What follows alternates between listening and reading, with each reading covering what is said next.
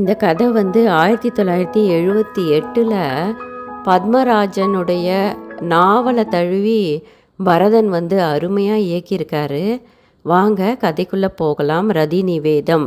ஒரு 17 வயசு பையன் இருக்கான். அவன் பேர் பப்பு. 12வது படித்து முடிச்சிருக்கான். நல்லா படிக்கிற பையன் அவன். அவனுக்கு ஒரு தம்பி இருக்கிறான். அம்மா இருக்காங்க. அப்பா வந்து மிலிட்ரியில் இருக்கார். அவங்க கூட அவங்க சித்தி சித்தப்பா அவங்களுடைய 2 பெண் குழந்தைகள், 4 வயசு ஒரு 10 வயசு இருக்கக்கூடிய பெண். ஸோ இந்த மாதிரி அந்த குழந்தைகளோடு நல்லா விளையாடிக்கிட்டு இருப்பான் பப்பு. அவன் வந்து இப்போ 17 வயசு ஆனதுனால லேசாக மீசை முளைக்க ஆரம்பித்து சின்ன பிள்ளையாகவும் இல்லாமல் வளர்ந்த ஒரு பெரிய ஆளாகவும் இல்லாமல் ஒரு அடலசன்ட் ஏஜில் இருக்கான். அவனுடைய மனசு எல்லாமே இப்போ பெண்களை பற்றி தேட ஆரம்பிக்குது. அந்த ஃப்ரெண்ட்ஸுமே பெண்களை பற்றியே பேசிக்கிட்டு இருக்காங்க. அப்படி இருக்கிற தருணத்தில் பப்புவுடைய பக்கத்து வீடுன்னு சொன்னால் நெக்ஸ்ட்டு ஹவுஸ் கிடையாது, கொஞ்சம் தள்ளி. ஏன்னா அந்த பகுதியில் காடு போன்ற பகுதியாக இருக்குது. ஒரு வீடுமே தூரமாக இருக்குது. அங்கே பக்கத்தில் இருக்கிற வீடு கொஞ்சம் தள்ளி தான் இருக்கும்.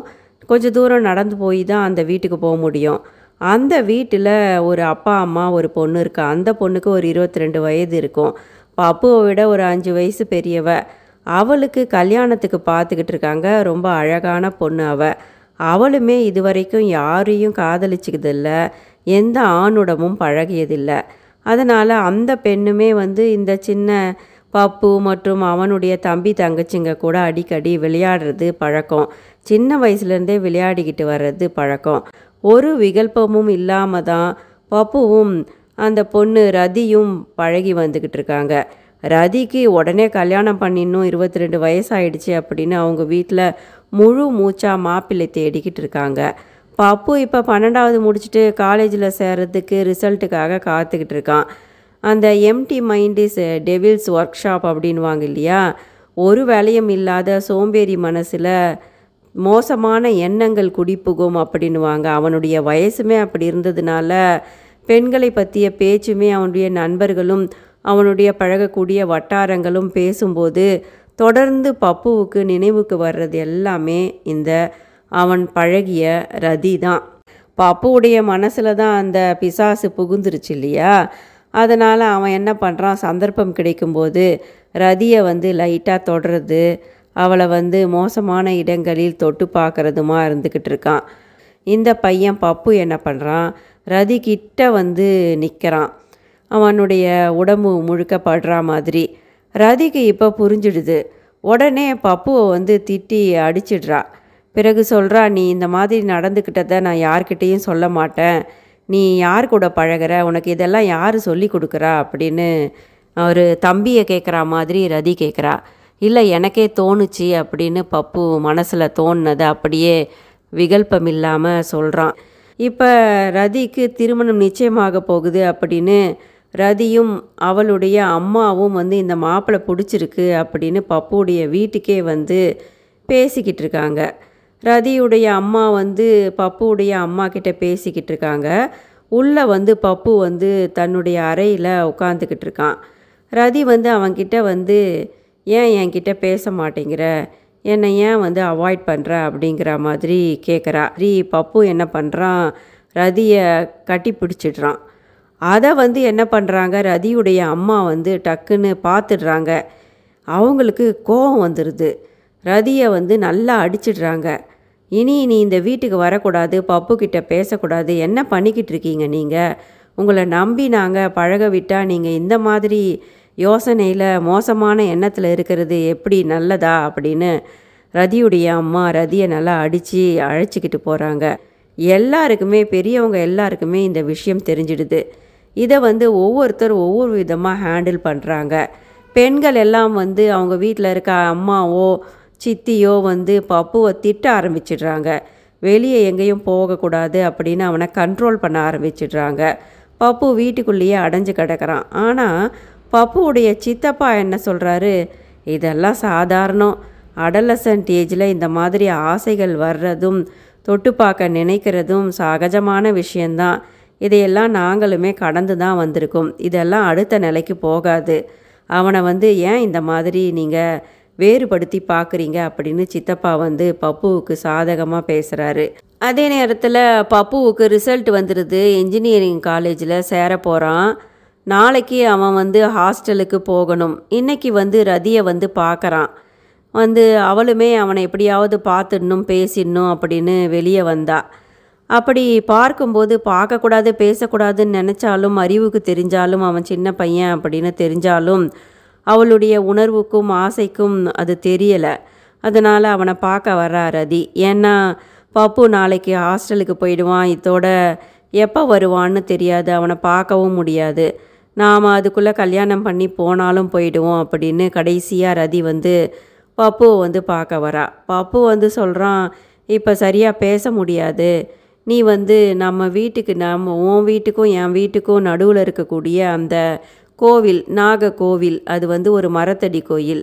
அந்த கோவிலுக்கு ராத்திரி வா, நாம் 2 பேரும் மனம் விட்டு பேசுவோம் அப்படின்னு பப்பு வந்து ரதியை கூப்பிடுறான். மழை லேசாக பெய்ய ஆரம்பிக்குது. பயங்கர இருட்டு. ரதி என்ன பண்ணுறா, வீட்டை விட்டு அவங்க அப்பா அம்மா தூங்கிக்கிட்டு இருக்காங்க. அவள் வெளியே வரா, அந்த கோவிலுக்கு வரா. வந்தால் பப்பு காத்துக்கிட்டு இருக்கான் ஏற்கனவே. இப்போ என்ன ஆகுது, அவங்கிட்ட வந்து பேசுகிறா. நம்ம இதோட பார்க்க முடியாதோ பேச முடியாதோ?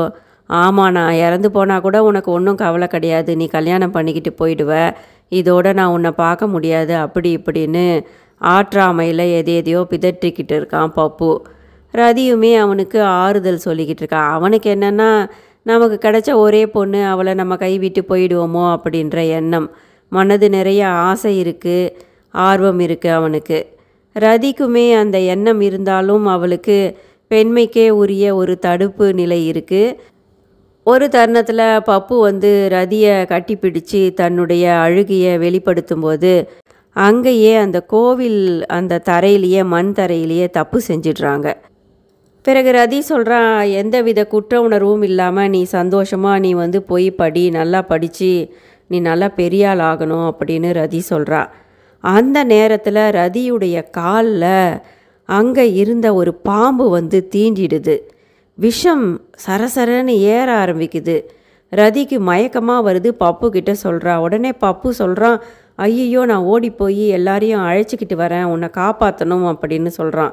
இல்லை பப்பு, நீ வந்து உன்னுடைய வீட்டுக்கு போயிடு, எதுவும் நடக்காதது போல் நீ போயிடு, கட்டாயம் நீ போகணும், நாளைக்கு நீ ஹாஸ்டலுக்கு போகணும் அப்படின்னு சொல்கிறா ரதி. ரதி என்ன பண்ணுறா, அந்த விஷம் ஏறுகிற நிலையிலையுமே தன்னுடைய வீட்டுக்கு மெதுவாக நடந்து போகிறா. அந்த மழையில் போய் எதுவும் நடக்காதது போல் படுக்கணும்னு நினைக்கிறா. வலியால் தவிக்கிறா, துடிக்கிறா, கத்துறா. உடனே அவங்க அம்மா வந்து பார்க்குறாங்க.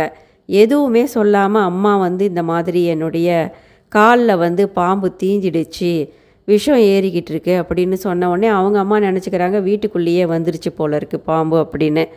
உடனே அவங்க எல்லாரும் என்ன பண்ணுறாங்க, ஏன்னா அது வந்து கிராமம், ஊருக்குள்ளே போய் தான் அதுக்கான மருத்துவம் பார்க்க முடியும். இந்த பெண்ணை தூக்கிக்கிட்டு போகிறாங்க அக்கம் பக்கத்தில் இருக்கிற ஒரு சிலரும், அவங்க அப்பா அம்மாலாம். இப்போ மறுநாள் காலை வந்து பப்பு வந்து பெட்டி எடுத்துக்கிட்டு ஹாஸ்டலுக்கு போக வேண்டியதாக இருக்குது. பெற்றவங்க கிட்டேயும் சித்தி சித்தப்பா குழந்தைகள் தம்பி தங்கச்சிக்கிட்ட எல்லாம் சொல்லிவிட்டு அவன் வந்து ரொம்பவே சோகமாக போகிறான். இப்போ பப்பு வந்து ஹாஸ்டலுக்கு போகிறதுக்காக பெட்டியை எடுத்துக்கிட்டு நடந்து போய்கிட்டு இருக்கான் தன்னுடைய சித்தப்பா கூடயும் சித்தி கூட எல்லாருக்கூடையும். அப்படி போய்கிட்டு இருக்கும்போது தூரத்தில் இறந்து போன உடலை, ரதியுடைய உடலை அந்த கயிற்று கட்டிலில் வச்சு தூக்கிக்கிட்டு வந்துக்கிட்டு இருக்காங்க ரதியுடைய குடும்பத்தினர். பப்புவுக்கு தெரிஞ்சிடுது ரதி இறந்து போயிட்டா அப்படின்னு. ஆனாலுமே கிட்ட போய் தொட்டு அவனால் அழ முடியல. நெஞ்சம் நிறைந்த சோகத்தோடு பப்பு ஹாஸ்டலுக்கு போகிறான். அந்த ரதிக்கும் அந்த இளைஞன் பப்புவுக்கும் இடையே உடலளவில் தவறு நடந்தது.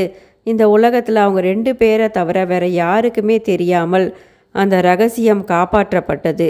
ரதி இறந்தே போயிட்டா. நன்றி. இந்த காணொளி உங்களுக்கு பிடிச்சிருந்ததுன்னா தயவுசெய்து லைக் பண்ணி சப்ஸ்கிரைப் பண்ணுங்கள். நன்றி.